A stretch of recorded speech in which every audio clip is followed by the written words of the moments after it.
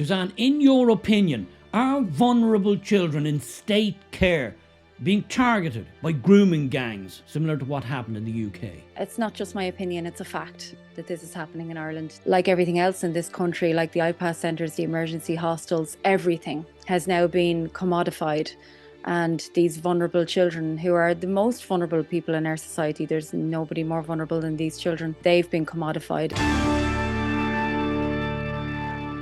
Well, I'm delighted to be joined today by a very, very special guest, somebody I wanted to chat to on the channel for quite a while. And you will all know, I'm sure, the one and only Suzanne Delaney for her tireless work with her partner Stephen Cairn, the Irish Inquiry. If you don't follow those guys, you absolutely must. They are doing Trojan work in uncovering scandal and absolutely the underbelly of Ireland's social system, children in care, IPAS centre, skullduggery. They cover it all and they do it with absolute passion. Why are you flooding every town and village in this country with economic migrant males who are not background checked? I think we here today should call for the immediate resignation of Roderick O'Gorman. Mr. Jack Chambers hiding in his car.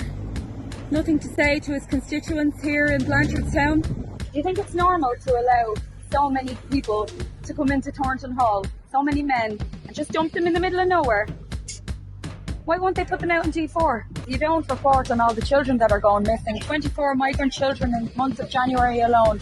How come RTE and Virgin Media don't report on those children going missing? Sinn Féin voted in favour of introducing abortion up to 9 months in the north of Ireland. For example, if a child has a cleft palate or a club foot, you can abort your baby up to 9 months. Not true. Women are more likely That's to seek abortions than trying to. Now you're missing. Women are more likely to seek Now you're abortions talking than trying to nonsense. economic hardship. Listen, I've had a go. I gave you enough That in time. the Republic. I gave you enough time. Absolute legend. I'm sure glad she's on our team. Suzanne is a tireless campaigner on behalf of and for particularly the children of Ireland and children who, through no fault of their own, find themselves in state care. And I used the word care very loosely there. Suzanne, you're very, very welcome to the channel. Thanks for coming on. Thanks very much for having me. You're very good to have me on. It's been a long time coming and they're all delighted to see you, as I am. Suzanne, we have a huge issue here in Ireland at the moment, which has come to light just recently. Two particular events. And I'd like to kind of use that as a sort of a springboard into the bigger issue here, which is Tusla, the child agency, the state child agency. We had, of course, that horrific stabbing of the Ukrainian boy in what looked to me like some generic apartment, could be anywhere, by a Somalian, as they said at the time, juvenile, which they're now saying only today is very much in doubt. And I always had my doubts about this. And the other thing that shocked the nation a couple of 2 or 3 weeks ago was this horrific sexual assault, rape of a 10-year-old girl, again in state care, again under the charge of Tusla, the state's child agency, on the grounds of an IPAS centre. At something like dawn or, some crazy hour that no 10-year-old should be out on the streets at. Suzanne, Tusla, the state agency, it's become a byword for many people for absolute dysfunction. Why has this organisation gone so off the rails? Why is it so bad? Why is it so dysfunctional? Well, it's very hard to sum that up in 1 or 2 points because it's quite complex. But I suppose one of the main issues that I've noticed is that everything is now privatised. Some children, there's about 5,500 children in state care, and about 400 to 500 of those would be in, group settings. So the other children might be in foster care. And they have now privatized this system essentially. So like everything else in this country, like the IPAS centres, the emergency hostels, everything has now been commodified. And these vulnerable children, who are the most vulnerable people in our society, there's nobody more vulnerable than these children, they've been commodified as well. So Tusla gets 1.2 billion or thereabouts a year, and about 850 million goes on staffing. And I presume that's not just Tusla staffing, but it's this staffing for unregulated care. There's money being made hand over fist here. And a lot of the people who own these unregulated care homes are immigrants as well. And a couple of them have been found to be falsifying background checks. So, I mean, that's one of the reasons for its dysfunction. But there's lots of other reasons as well. I mean, there's kind of a continuation almost here of mother and baby homes. And people don't realise that. And the same people who wring their hands about mother and baby homes, they think they have this kind of learner worldview, you know, or just world theory, where they think if Tusla have taken your child, there's a reason for that. And that's not actually necessarily the case. And children are not necessarily better off in Tusla's care at all. I try to get my head around this as best I can, and as a lot of the viewers will be the same. Tusla seems to pop up regularly in the news cycle, and for all the wrong reasons. It's usually something has gone horribly wrong, as in the case of the 10-year-old girl, or in the case of that tragic situation with the Ukrainian boy. Are the staff not up to the job? Is it a lack of funding? Is it a lack of direction? Are the management bad? Or are they just so overwhelmed by the amount of children that are passing through the system that they just can't cope? Well, there shouldn't be this number of children passing through the system. And I strongly suspect that from what I've, you know, and I'm not just saying this on a whim, I strongly suspect that children are being fed into this system because it's being commodified. Beds have to be filled for these unregulated private companies. You know, it's supposed to be state care, but they're outsourcing this care. And as you say, use that word loosely. Into the hands of these unregulated care companies, many of which are owned by immigrants who have, you know, there's been a couple of instances where African pastors have been caught falsifying background checks, and one of them still went on to get a €6 million contract from the state after that for care for the elderly. But it is the commodification of everything. It's like they call it public-private partnership, and there's a whole lot of harms hidden under that nice term. So when you privatize when you outsource and privatize the care of vulnerable people, whether it's elderly or children, or, you know, you see it in the IPAS centres as well and the emergency hostels. The number one goal for that company is profit, and you know, the care of whoever's in their remit is going to be pushed down the list of priorities.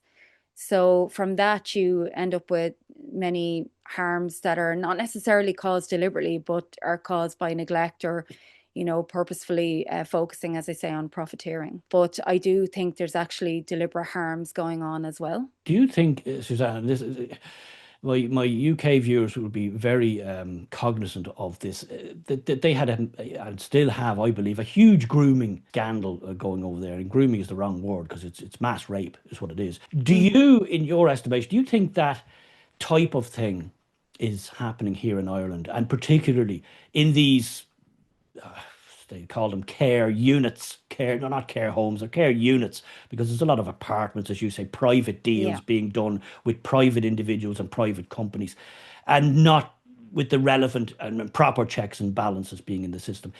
In your opinion, is this happening in Ireland? It's not just my opinion, it's a fact that this is happening in Ireland. This was highlighted in, I'm going to read the name of the study actually, so people can look it up, because it's a 90-page report. It's called Protecting Against Predators, an exploratory study on the sexual exploitation of children and young people in Ireland. And in that study, it was highlighted that there's Rotherham or Rochdale style grooming gangs. I don't even like to call them grooming gangs. They're rape gangs, and we should call them, you know, what they are. And on that note as well, there's no such thing as child porn. It's just child rape or child sexual abuse material. And this is definitely going on. There was only one RT report on this on the news, and that was it. And then the Ryan Tubridy scandal of him having the money in the bank after COVID, that took over. This was obviously rolled out. They threw him under the bus, you know, and I don't care if he was thrown under the bus, but they threw him under the bus to hide from this scandal. Convenient timing. Convenient timing. And this is most certainly happening. And I must dig out the report from RTE and show people the language that was used in this report. They were explaining that children as young as 12, girls as young as 12, they go off from wherever they're staying, they come back in a taxi, and the words they used were they've been taking drugs. Now, they might say, they might have a man with them, and they'll say, this is my boyfriend. So then they're saying that the staff are reluctant to report this. And I'm thinking, hang on a second, if a 12-year-old comes back to care and she's intoxicated with alcohol and drugs, she hasn't taken those drugs. Someone has either made her take them or has groomed her and encouraged her to take them. And A if she's 12-year-old doesn't have money to buy drugs, Suzanne. Where does a 12-year-old get money to buy drugs, or even know where to get drugs? Yeah, where does a 12-year-old in state care get the money is a good point. And also another point is, even if they were saying, oh, this person is my boyfriend, these are grown men. These are grown men that they're saying are their boyfriends. And then, is it a case of those men are buying them drugs, even if those children were of their own volition taking drugs?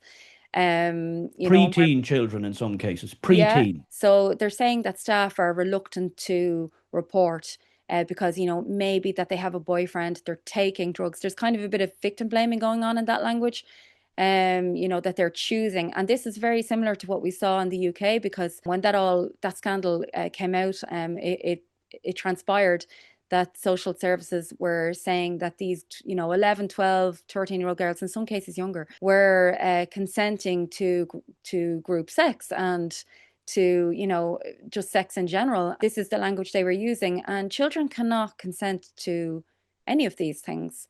So there's a bit of speculation here on my part, but I feel like, why would the staff not call the Gardaí immediately in those instances? And if they're not doing that, we have to start thinking about the reasons why. And I think one of the reasons why could be because they're protecting the contracts that are in place. If they start saying, oh, well, these girls in our remit are being exploited, well, then they might lose a contract. Or the other alternative is that they could be directly involved here, because, as I say, some of these, anyone can set up one of these, just unregulated anybody care homes. Anyone who's got an apartment or maybe a house, or well, you can just go to Tusla and say, listen, I've got a place that that's available. Yeah, well, there's tendering and procurement processes, as you know, and more money's filtered into that as well. So by the time you get to the end, it's cost way more than it needed to in the first place if it was just done under the care of the actual state. But you can't just go, oh, well, I've an apartment and I'm going to set this up as a care home. But there's a tendering process. But basically, you don't necessarily need particular relevant qualifications. And as I say, some of these places have been falsifying background checks. So when you look at a situation like you have a 14-year-old girl that went missing an hour after she arrived in one of these care places, and a year later she was found in a brothel. Has anybody been prosecuted, Suzanne, to your knowledge? I mean, this is, as you say, the report, a 90-page report, was brought out years ago and buried essentially, which is the same as what they did in Britain. The thing came out, it was very, very inconvenient. They buried it, and other stories immediately took over the mainstream narrative very conveniently. Has there been any, to your knowledge, have the Gardaí got involved here? Has there been any investigation launched? Has anybody been convicted? I mean, if a 12-year-old or a 14-year-old is showing up, having absconded or left or whatever, disappeared from a place, and then shows up with some random adult male, intoxicated or clearly on drugs, where are the Gardaí in all this? That's a million red flags straight away for me. A million. It's same as that. Like I'm wondering, why hasn't anyone ever been named up in court, convicted? Why isn't there a massive, you hear the Gardaí naming particular investigations, Operation whatever, why isn't there an Operation whatever into this, Operation Rape Gangs or whatever? Why has not one person been brought before the courts in relation to this? And that also makes me very suspicious as to who may be involved in these. Is it the same types of people we saw involved in the rape gangs in the UK? Because again, it's speculation on my part, and I know you get a lot of backlash for that from people who want you to be quiet. But when you're not being given the answers, you have to start having an educated guess. And I feel like if it was white Irish men that were doing this, you would be damn sure to see them in court. We've seen that story play out a million times in the media with all kinds of things. If it's an Irish person involved, whether it's in a protest outside an IPAS centre or for some other various crimes, if it's an Irish person, you get their address, their name, their occupation, what they had for breakfast. It's all there straight away in the news. I did a piece just there yesterday about Kirk Loco, Terry Kay from Twitter. And you know, they brought him in over a tweet. The Gardaí arrested him, and of course, his name, his address, everything was plastered over the Irish Independent immediately.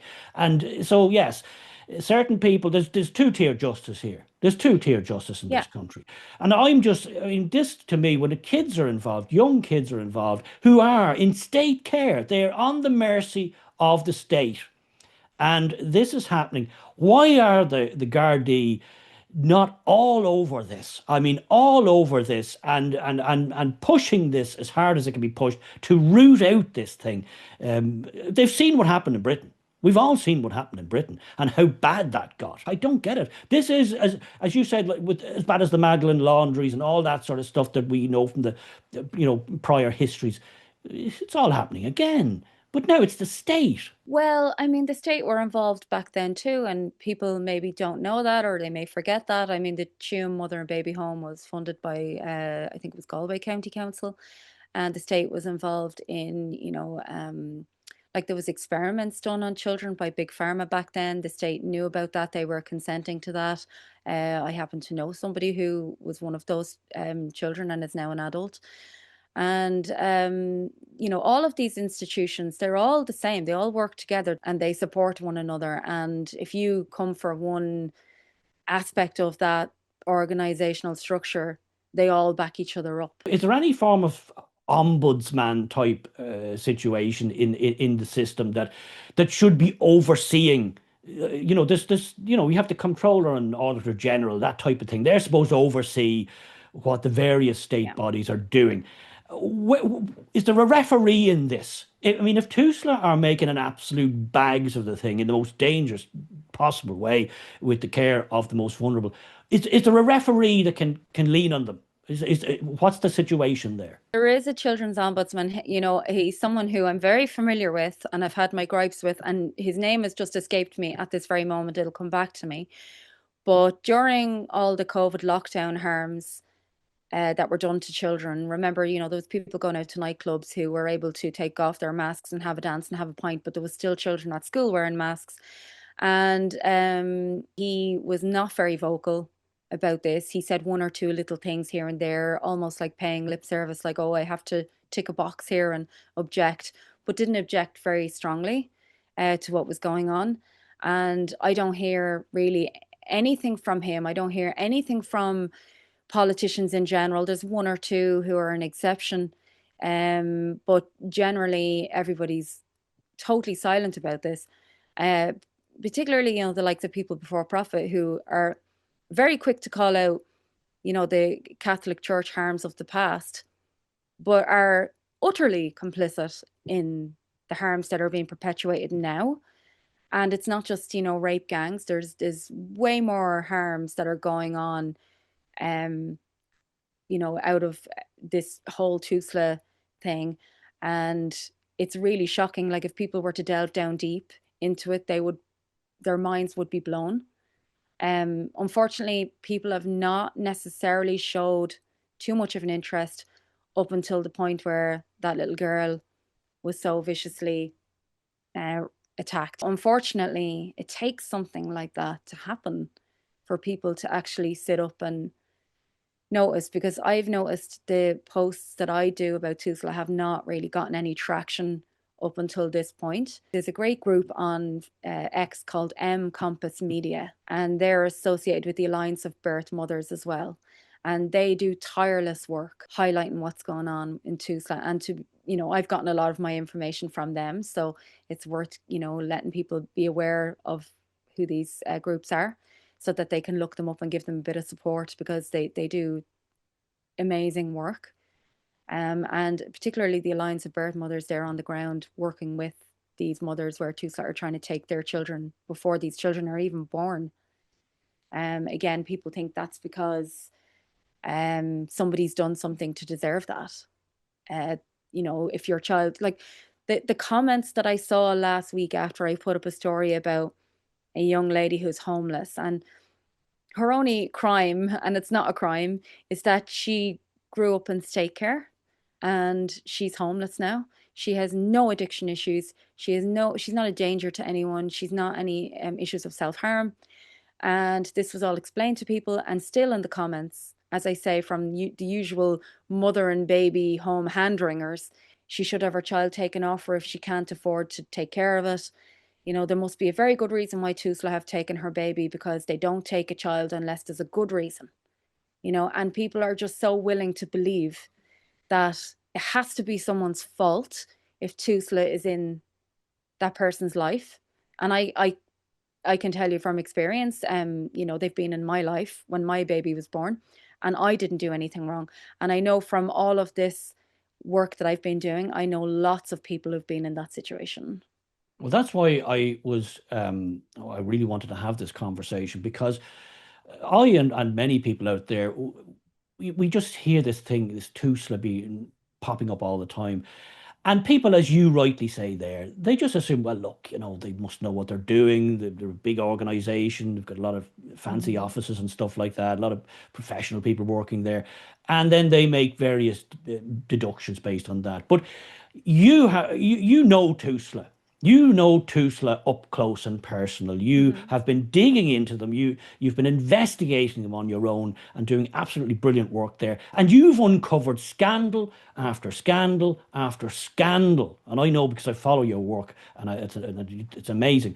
And I wanted to bring that to my viewers. I wanted to bring that to my viewers because the message here is no. There's so much being covered up. Being covered up by the state. And that 10-year-old girl thing blew the lid off it. And then the Ukrainian boy who just arrived a few days in the country was stabbed over 100 times. Again, in Tusla care, blew the lid off it. So how can we fix this, Suzanne? Does a task force need to be set up? Do the politicians need to really start taking this seriously? Because as far as I'm concerned, they're not. They're not really. Nothing will ever get fixed in this country if the people don't stand up. That is, unfortunately, people have outsourced their thinking. So, it's like, oh, RT will do they'll give me the news and I can trust them and I don't really have to think about that. They just tell me what to care about. They tell me what flag to fly. And to be fair to people, a lot of people are pushed to the pin of their collar just trying to keep a roof over their heads, and they're caught up. That's deliberate as well, in my opinion. That's the state kind of tying people up in knots in their own lives so they don't really look at what's going on around them.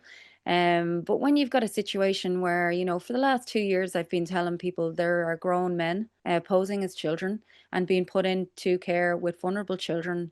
And that is what happened, in the case of that Ukrainian lad. He was stabbed over 100 times, had his eyes gouged out by a Somalian who is, for sure a Muslim, because 99% of Somalis are Muslim. And you would have had to look hard to find it, but down in the bells of a couple of articles, you see, they know people don't read, 90% of people don't read past the headline. So they put if you want to see the most pertinent aspects of a case that they don't want you to know about, you go to the bottom of the article to find them. And down the bottom of a couple of articles, I found that, they were saying the reason why he was murdered was because he was cooking bacon. And there was a smell of bacon, and this Somali Muslim found it offensive. It's come out today he was a grown adult. They've known that, of course. They've known that before this person ever went into this unregulated care facility that is owned by Mohammed Beg and Farhan Mirza, who sound like two Muslims. They're definitely immigrants. I've looked into this. They've gotten 42 million. Their company has. There was a single female on her own in that apartment with 4 males. Was she the supposed supervisor, or was that her? And she would have to, like, these women have to sleep over as well, like these are supposed to be children, so they're supervised supposedly 24/7. And she tried to intervene, and she had injuries herself. But this is happening all the time. So they're coming in here, and the press tries to frame it in a very sympathetic light. There was one headline where they said, asylum seeker males posing as children in a desperate bid to stay, for a better life. And And there's no check, Suzanne. Does anybody actually? I mean, if a guy comes in saying he's 15 and he has already a receding hairline, I mean, does anybody? What checks are even done? Nobody's checking, and I don't know what the policies are around that. But I can tell you what the policies are in England, and they have a thing called Challenge 25. So that means when an asylum seeker claims to be a child, unless he looks over 25, they don't pass any remarks. No, they don't pass any remarks unless they just write down the number and off you go. Yeah. So bearing in mind, 18 is the cutoff point for care. So and there's been a couple of instances over there where they've had men in their 20s and 30s in foster homes and schools, and a couple of them have turned out to be terrorists, have gone on to bomb public transport or murder people. And we've got that situation here because a teacher contacted me a couple of years ago, and also somebody from who works in Oberstown, in the juvenile detention center, and both of them said there was men. In the case of the school, this teacher's teaching 15-year-olds, and there was men, in their 20s. Some of them could have even been 30-ish, in a classroom with 15-year-old girls and boys. And then in Oberstown, there was a particular case where this supposed child had kicked someone to death, and had been given 5 years. And they're in with these children as well, a lot of whom, okay, they're in there because they've done something, but a lot of these children themselves are very vulnerable and may have gone from state care into Oberstown because nobody's looking out for them. They might get into trouble. So that, they're vulnerable. They're still vulnerable children. People might say, oh, why do we care about them? They're children. Suzanne, in a very basic sense, there's a reason why we have adult prisons and juvenile centres. Mm-hmm. I mean, we've always understood. There's no new knowledge here. Children, have a specific set of needs. Even troubled children have specific set of needs. You don't put them in Mountjoy. Yeah. There's a reason we don't put them in Mountjoy or any of the other prisons, Wheatfield or whatever. We put them in specific places. So to be bringing in people from some of the most dangerous places in the world, Somalia is right up there. It's right up there. Yeah, anybody who denies that is really engaging in some serious gaslighting, because these people, they grow up in places that we can scarcely imagine, and they're taught to fend for themselves in ways that we never have to do. Although maybe we're getting to that point. It's worth saying as well, like some of those boys that go into Oberstown, from state care, they may not have been troubled when they were taken from their families. So that's going back to the point that Tusla often takes children to feed them into a system of profit that don't need to be taken from their families. And in fact, it's always better, except in the most extreme cases, it's usually in the child's best interest to stay with their families and to get support and for that family unit to get support. So the money that goes into putting a child in a private system, they could get anywhere between 500 and 3 grand a day per child. It depends on a day. It depends on how. This is my understanding from what I've looked into. So it depends on whether that child needs to be in a highly secure unit or not. The money goes up in that case, but they could make up to 3 grand a day. So there's no real incentive to ensure that these children are not going into care. A lot of people who end up having Tusla in their lives, they're innocent people who are trying to do their best. It might be, in a lot of cases, it's a lady who might be, the victim of domestic violence, and she's trying to get out of that situation. They will always focus on the custodial parent over the other parent. So they don't care if, maybe the father is being violent, but he's not in the home. They just care about the situation where the children are with the mother, who's usually the primary custodian. So they will focus all their attention there. And instead of actually offering help and support, imagine what $3,000 a day could do for a family. The state has a duty of care to the vulnerable in society. That's the social contract as we all understand it. And they've just basically outsourced it. They just said, listen, that's a lot of hassle there. You know, it's just easier to throw money at the private sector and let them get on with it. And we'll just give a cursory check in with them here and there. Do you think there's an argument to be made for changing the model, the whole model, that this whole public-private idea might have sounded great, might have, you know, made sense on the accountant's page at some point, but has that failed, Suzanne? Has that failed for children? Totally failed. Like everything in society, if you actually start to look at everything, from the, like, if you look at the banking system, it's all designed to profiteer from people.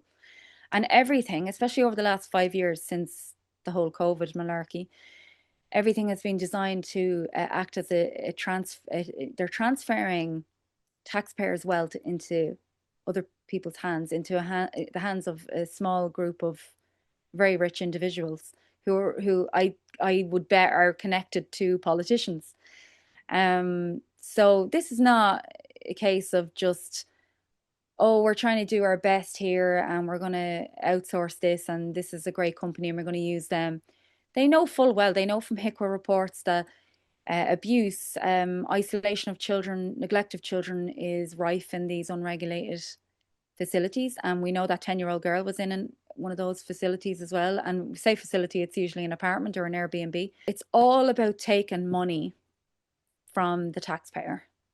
It's not about caring for our elderly. It's not about caring for children. It's not about caring even for immigrants, you know.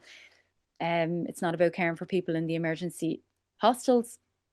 I discovered this in a very personal way many years ago. My sister died in 2013 in a hostel and in a homeless shelter, and she wasn't discovered, despite our best efforts to try and get them to check her room. She wasn't discovered for 5 days, and they tried to cover that led to a lot of things, you know, like question marks around cause of death, stuff like that, you know, having to have a closed coffin and because of the condition of her body. So there was a lot of questions to be answered. And when I went looking, that's how I started to know about this public-private system. And when I thought Dublin City Council owned this hostel, which was in Mountjoy Street at the time. It's now been sold. But I thought Dublin City Council owned this hostel. But when I went looking, I found that it was a private landlord who'd been given a contract by Dublin City Council. And at first the guards were super nice to me. And then when I started asking harder questions about why is the CCTV footage suddenly broken? Where's the sign-in book? You know, because these people in these places, they don't have any autonomy, you know, so they have to sign a book, they have to hand in a key, they have to, when they come in, they have to hand in a key, they have to be in at a certain time, they have to be out at a certain time.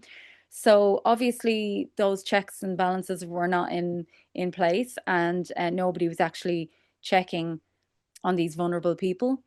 And when I really started pushing for answers, the guards got pretty nasty with me, and I pushed for more answers, and then I found there was a whole sort of network of people, from pathologists, coroner, guards, Dublin City Council. Everybody seemed to be working in tandem to cover this up, and this kind of thing is going on all the time. That's absolutely shocking. My sincerest condolences on that. That's absolutely horrific, and I'm Thank you. I'm really shocked at that. But it opened my eyes, you know. Look, it's opening my eyes, and that's why chats like this have to happen, because people need to know how rotten the system is, how absolutely broken the system is. It won't get fixed. The government is quite happy to go off on their, you know, Brazilian trips, throwing money at the rainforests and all this sort of nonsense. But yet there's children in care, supposedly in care of the state, being treated in the most evil. They're covering it up, you know. And they are covering it up. And like, there's something really, really, really wrong, wrong in this country. It's way deeper and darker than people can imagine. I know some of it's just blatant incompetence. You know, like, you'll get a lot of social workers who are recruited from college. They're coming from these indoctrination camps where everything's woke and everything's diversity and everything's inclusion, and No you life can't, experience. no life experience. And, God forbid you might come across as racist or anything like that. So when they get these asylum seekers coming in and they're doing an assessment, they might think to themselves, I don't think this person's a child, but they're not going to say anything. And then likewise, they're going into people's homes and they're dealing with families, but they don't necessarily have kids themselves. They're in their early 20s. They see a situation where they may even be earnest and well-meaning, some of these people, but they don't understand that, complications happen in families. That doesn't mean you go taking someone's child away. And then, that the studies prove that the physiological and psychological harms of doing that are vast, particularly when you take very young children away. They develop attachment issues that can last a lifetime, and this has a knock-on effect for society as well overall when this is happening on a widespread scale. So it's just some of it's incompetence. Some of it I think is a lot darker than that, and because you try and convince me that there's nothing wrong if our leaders and politicians and opposition are not talking about children going missing. They're not talking about rape gangs. They're not talking about like Micheál Martin. He said when that little girl was attacked in that manner, he didn't really reference what happened to that child. And then when the riots happened, which were provoked riots, he actually made a statement saying walls were damaged. I mean, you can repair a wall. You can't repair what was done to that child. I think that's just indicative of the type of politician and the type of political class, if you like, that we have now. I've said it many times, and I know you agree with me. Ireland is now just an economy. We used to be a society. We all understood how things worked. There was a level of care there, a level of trust there, a level of safety there. And they've thrown it all away. They've thrown it all away to turn Ireland into a just an economy. That's all it is. It's money, money, money. Money is the answer to everything. Money is the question. Everything is money. GDP, getting more economic activity and all that. People don't matter. And the saddest thing about modern Ireland, I think, is children don't matter. They're quite happy to brush all this stuff endlessly under the carpet. I'm going to leave it there, Suzanne. I have to thank you again, sincerely, for coming on to chat to me, because this is a huge problem and it needs to be talked about. I know it's a difficult subject. I know it is, but it has to be talked about because the state is failing. And the state is miserably failing in the worst possible way the most vulnerable people that we have in society, children. And you are doing tireless work, amazing work, and I follow it closely. And long may you keep doing it. And hopefully at some point, the people who can change it and fix it will start paying attention. That they will start realizing this has to be fixed. It can't go on. And hopefully you'll be part of that solution, Suzanne, because no better person could be involved in that process than you. Thank you again for coming on, and hopefully we'll chat in the future, because this is a situation that isn't going to be fixed today or tomorrow. So it's a tip of the iceberg. Yeah, we might chat again, maybe. Absolutely, because we want to keep poking the bear until the bear does what the bear should do, and no better people than us to do it. Suzanne, thanks again. Thanks for having me. You're very good. Thank you.